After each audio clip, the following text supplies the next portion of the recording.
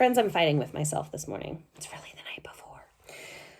So we're reading this story called Harold and the Purple Crayon, one of the stories from his book, which if you haven't read them, they're phenomenal because they're all about this little boy who just roams around with a purple crayon and draws his way out of everything. It's so cool. So like if he comes across a problem, he's like, let me just draw a little way and now I'm free from my problem. That's awesome. And he's the best problem solver I've ever read about. Anyway, so we're going to read this book. And at first I was like, I love that he only uses one crayon and one color and that everything works that way. And so I was going to ask you to use one material to make a rocket ship. But anyway, I was going to ask you to use one material. So like a pencil or a red crayon or a pink marker, whatever. Or sew a picture with one color because that would be amazing. But then I was like, no way, man. Instead of drawing, I want you to like construct something. So I've had a fight with myself. I'm going between the two. I'm letting you choose. If you want to pick one thing to draw with, that's fine with me. But if you want to try constructing something, look around your house for stuff that you may not usually use to construct or use something that you do use like Legos because they're amazing. I am going to challenge myself and I'm going to use 100 popsicle sticks from one of my daughter's 100th day of school projects. So I'm going to take all these popsicle sticks and I'm going to see if I can make a rocket ship. So here's your goal. Listen to the story. Enjoy Harold. Check out that purple crayon. Look at all of his problem-solving skills. And then when we're done, I want you to create a rocket ship that could take you anywhere in outer space, anywhere. Is it going to be big? Is it going to be small? Will it have a TV inside? Will it have a chocolate cookie maker? Because who doesn't want chocolate cookies when they're flying through space? Figure out what you want it to be. You can draw it, you can construct it, whatever you feel like. Post it below so I can see. I can't wait to see what you do. I'll see you later. Harold's Trip to the Sky by Crockett Johnson. One night Harold got up, made sure there was a moon so he wouldn't see things in the dark, and went to get a drink of water. He wondered about the things people see in the dark and where they came from. He was glad he couldn't see them in the moonlight. Suddenly he realized he didn't see anything at all in the moonlight. There was nothing to see. He was in the middle of a desert. No wonder he was so thirsty. But luckily he had brought his purple crayon, and he knew where to find water on a desert.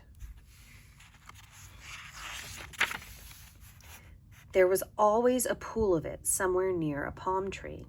Harold drank deeply. There is nothing like drinking nice, cool water on a desert. But there isn't much else to do on a desert, Harold realized as he looked around, except maybe play in the sand. Then he remembered how the government has fun on the desert. It shoots off rockets. Harold decided to go to the moon. On a good, fast rocket, he figured, he could get there and back in time for breakfast.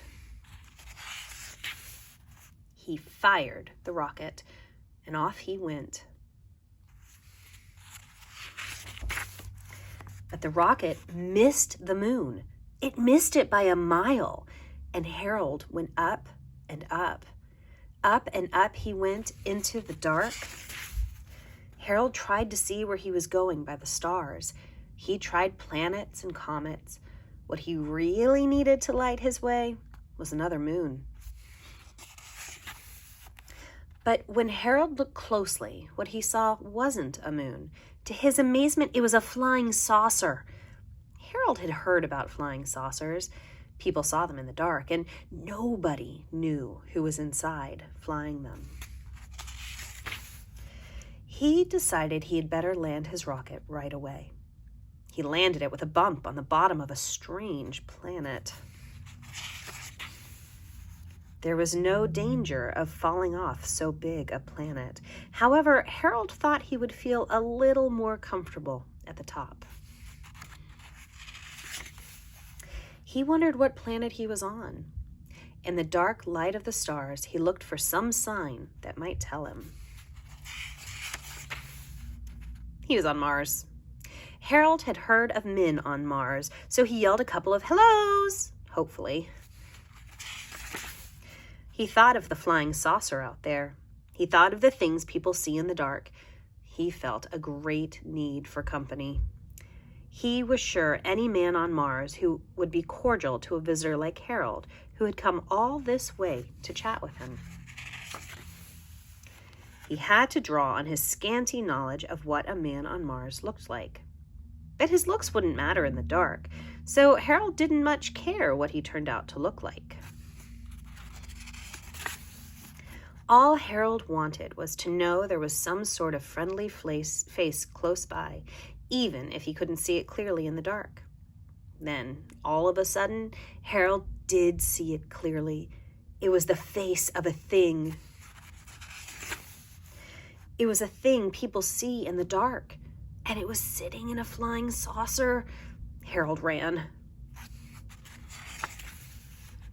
Then he thought and stopped. Probably the thing was about to fly to Earth and scare somebody, maybe some little child. Bravely, Harold crept back.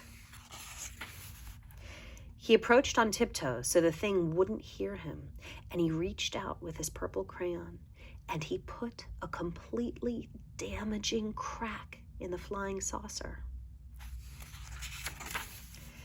Before the thing could grab him, he was off again, chuckling triumphantly.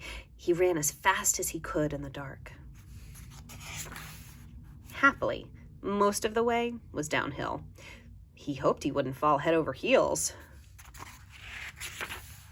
He arrived safely, heels overhead, at the bottom of Mars where the rocket was. But by this time, Harold had had enough of adventure. He wanted to get home in a dependable way. So he climbed down on the stars. It was sure but slow, and the points of the stars hurt his feet. Harold wished he were home. He recalled that the best way to wish is on a good, big shooting star.